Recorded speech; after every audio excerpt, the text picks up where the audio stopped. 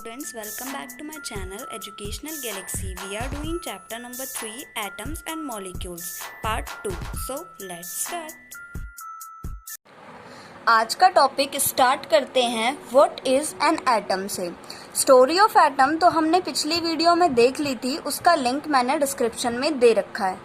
अब अगर ये पूछा जाए कि एटम है क्या, उसकी डेफिनेशन क्या है, तो उसको हम कैसे लिख सकते हैं।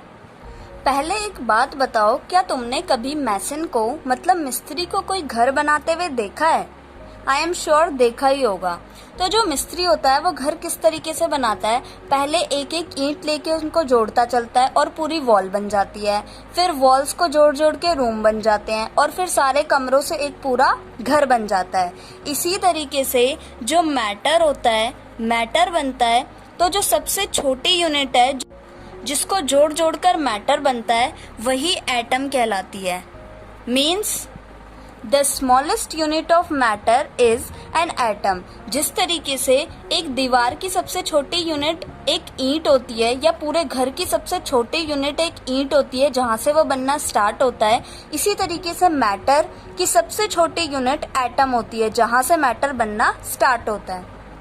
अब एक बात याद करो बच्चों, पिछली वीडियो में हमने देखा था कि काफी सारे जो बहुत सारे फिलोसोफर्स हैं एंड साइंटिस्ट हैं, उन्होंने एक बात कही थी that particles of matter does not exist alone and exist in combined form. कि जो मैटर के पार्टिकल्स होते हैं वो कभी भी अकेले एग्जिस्ट नहीं करते, हमेशा कंबाइंड फॉर्म में ही एग्जिस्ट करते हैं।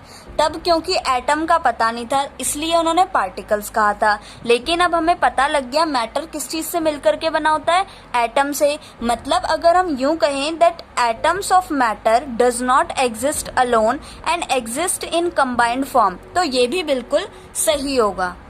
इट मीन्स जो मैटर के एटम्स हैं, मतलब जो भी एटम होते हैं वो कभी भी सिंगल फॉर्म में नहीं पाए जा सकते, वो हमेशा कंबाइंड फॉर्म में मिल करके रहते हैं।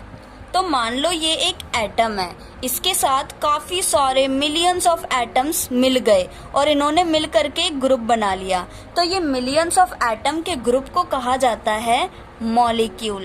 क्या कहते हैं? मॉलिक्यूल।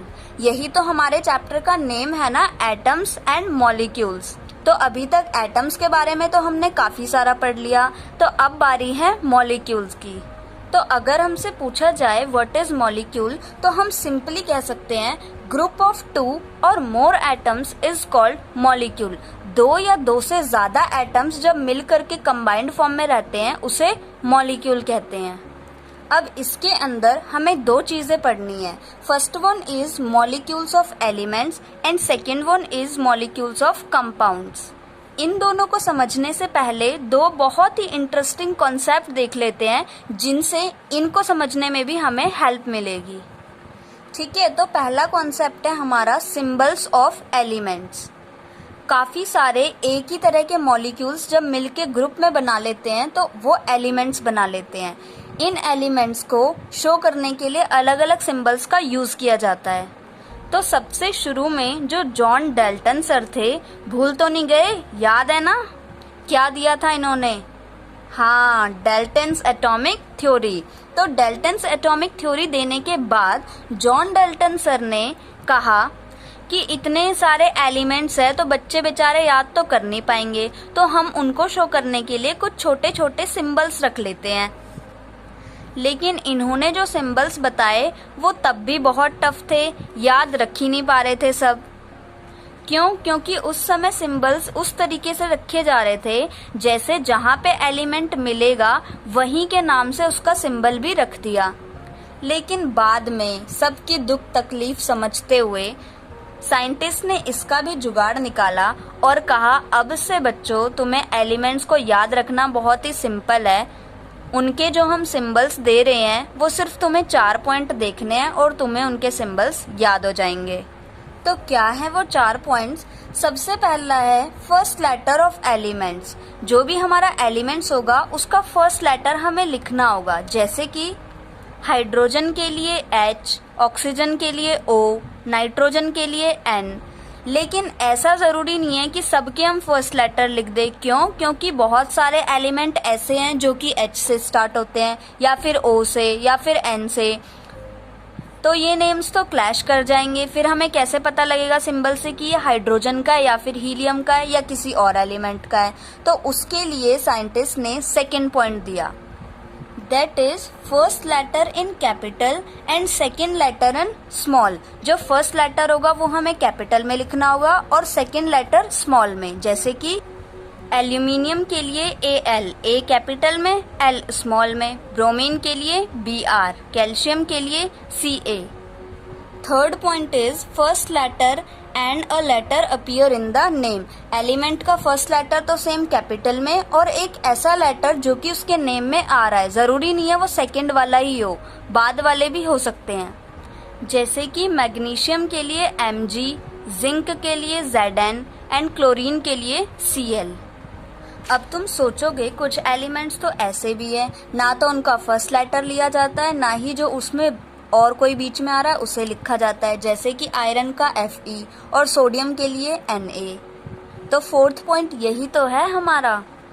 ये जो सिंबल्स होते हैं इन एलिमेंट्स के, ये लैटिन, जर्मन या फिर ग्रीक लैंग्वेज से लिए गए हैं। जैसे कि आयरन को लैटिन में फेरम कहा जाता है, इसलिए इसका सिंबल Fe। सोडियम को लैटिन में नाइट्रियम कहा जाता है, इसलिए इसका सिंबल Na। इसके अलावा पोटेशियम को लैटिन में केलियम कहा जाता है, इसलिए इसका सिंबल K।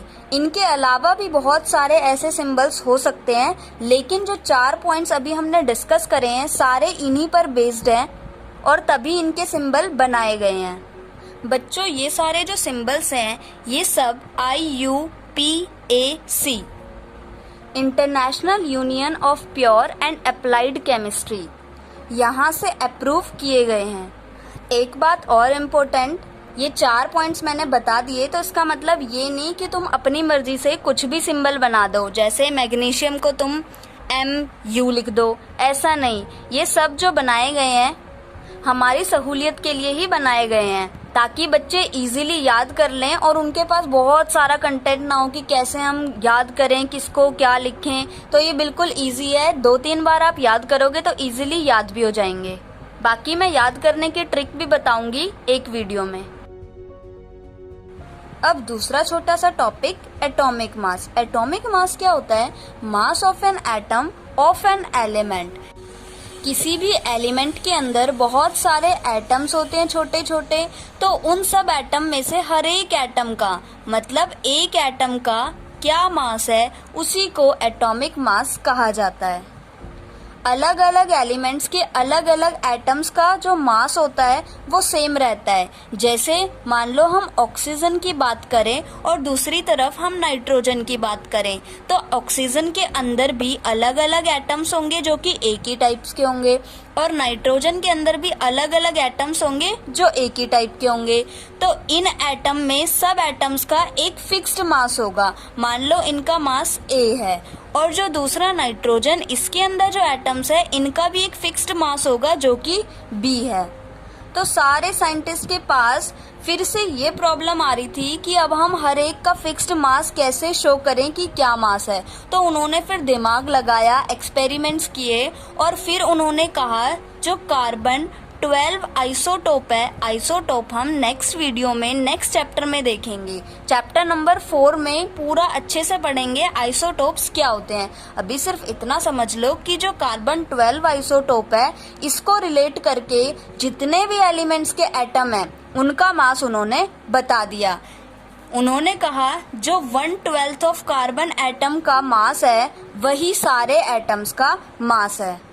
जैसे आप बाजार जाते हो, कुछ भी सामान लाते हो, मान लो आप चीनी लेकर आए, शुगर लाए, तो वो आप केजी में लेकर आते हो। मान लो आप ऑयल लाए या फिर मिल्क लेकर आए, तो वो आप लीटर में लाते हो या फिर मिलीलीटर में। तो इसी तरीके से जो भी एलिमेंट्स के एटम्स होते हैं और उनका जो मास होता है वो उसकी यूनिट क्या है? AMU। AMU मतलब एटॉमिक मास यूनिट। ये तो पहले यूज होता था AMU। अब क्योंकि भाई तुम लोगों का इतना एडवांस्ड जमाना है, सब चीजें हमें छोटे छोटे में चाहिए होती है, तो हमारे लिए क्या करा उन्होंने, इसको भी और शॉर्ट कर दिया, ओनली U मतलब यूनिफाइड मास, जो पहले से ही डिफाइंड है मास, वही होगा। कुछ एटम्स के एटॉमिक मास बुक में दे रखे हैं जो कि बहुत इंपॉर्टेंट है, ये हमें याद भी करने हैं। जैसे हाइड्रोजन का एटॉमिक मास 1, कार्बन का 12, नाइट्रोजन का 14, इसी तरीके से यहाँ पे कुछ लिखे हुए हैं। खैर इनका यूज अभी नहीं है, वो लास्ट टॉपिक जब हम न्यूमेरिकल्स करेंगे तब इनका यूज आएगा। अब चलते हैं फिर से हम अपने पुराने टॉपिक पे। मॉलिक्यूल्स दो टाइप के हमने देखे, molecules of elements and molecules of compounds, पर अभी हमने इनको पढ़ा कहाँ कि होते क्या हैं। तो चलो फटाफट से देख लेते हैं, वैसे भी लास्ट टॉपिक तो है ही ये। तो साथ साथ दोनों को देख लेते हैं, एक तरफ मॉलिक्यूल्स ऑफ एलिमेंट्स एंड दूसरी तरफ मॉलिक्यूल्स ऑफ कंपाउंड। बहुत सारे एटम्स मिलकर के एक मॉलिक्यूल बनाते हैं। अब इस मॉलिक्यूल के पास दो ऑप्शन होते हैं, एक तो ये सिंगली एग्जिस्ट करे और दूसरा ये अपने ही जैसे एक और मॉलिक्यूल के साथ कंबाइन हो जाए। जैसे कि हीलियम सिंगल एग्जिस्ट करता है, एक ही मॉलिक्यूल हीलियम का रहता है, लेकिन ऑक्सीजन में दो कंबाइन होके O2 बना लेते हैं, मतलब ऑक्सीजन बना लेते हैं। ऑक्सीजन का मॉलिक्यूल कभी भी सिंगल एग्जिस्ट नहीं करता। अगर ये दो की जगह 3 मिल जाए मीन्स O3 बन जाए तो ये ओजोन बना लेते हैं। जितने नंबर ऑफ मॉलिक्यूल्स होते हैं उतनी ही उस एलिमेंट की एटॉमिसिटी होती है। एटॉमिसिटी क्या होती है अब आप समझ ही गए होंगे, number of atoms in a molecule. एक मॉलिक्यूल में कितने एटम्स है वही उसकी एटॉमिसिटी होती है। ये तो रही बात एलिमेंट्स की। अब कंपाउंड्स का देखते हैं। मान लो ये ग्रुप ऑफ एटम्स है, ये मिलके एक मॉलिक्यूल बना रहा है, और ये दूसरे टाइप के एटम्स हैं, ये भी मिलकर एक मॉलिक्यूल बना रहे हैं। अब ये दोनों अलग अलग टाइप के मॉलिक्यूल्स हैं, लेकिन ये आपस में मिल करके कंबाइन हो जाएं तो ये मिलकर के कंपाउंड्स बना लेते हैं। जैसे कि CO कार्बन मोनोऑक्साइड, इसमें C कार्बन का एक मॉलिक्यूल है एंड O ऑक्सीजन का दूसरा मॉलिक्यूल है। दोनों ने मिलकर के एक कंपाउंड बनाया और नाम हो गया उसका कार्बन मोनोऑक्साइड। इसके अलावा ऐसा भी हो सकता है कि एक ही टाइप के दो एलिमेंट्स मिल जाए और दूसरा टाइप का एक ही मिले, या फिर दोनों दो दो मिल जाए। जैसे कि H2O वाटर, इसमें हाइड्रोजन के दो मॉलिक्यूल्स मिले हैं एंड ऑक्सीजन का सिर्फ एक। बस यही डिफरेंस था एलिमेंट्स एंड कंपाउंड्स में। एक बात सिर्फ याद रखनी है कि एलिमेंट्स में सेम टाइप के मॉलिक्यूल कंबाइन होंगे, जबकि कंपाउंड्स में डिफरेंट टाइप के मॉलिक्यूल्स कंबाइन होंगे। Thank you for watching. Please do like, share and subscribe my channel.